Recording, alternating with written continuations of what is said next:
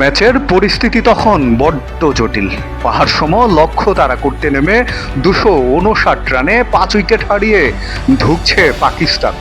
জয়ের জন্য তখনও প্রয়োজন 437 রান। ক্রিজে লড়ছেন অর্ধশতক করা মোহাম্মদ রিজওয়ান, তাকে সঙ্গ দিচ্ছেন সালমান আগা।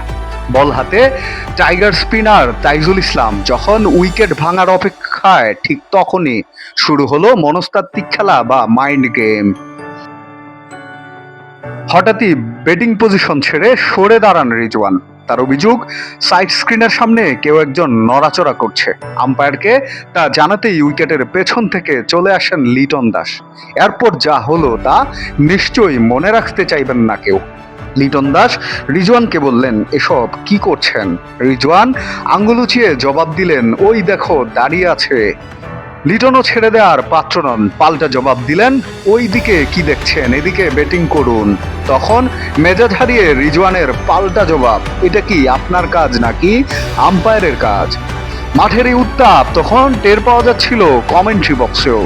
ধারাভাষ্যকাররা বলছিলেন, এটা স্রেফ সাইড স্ক্রিনের ঝামেলা নয়, বরং রিজওয়ানের মনোযোগ নষ্ট করার নিখুঁত মনস্তাত্ত্বিক চাল। ম্যাচের উত্তাপ তখনও শেষ হয়নি। অপেক্ষা বাড়িয়ে ম্যাচ জিততে পাকিস্তানের প্রয়োজন 121 রান, আর ইতিহাস গড়তে বাংলাদেশের দরকার মাত্র 3টি উইকেট।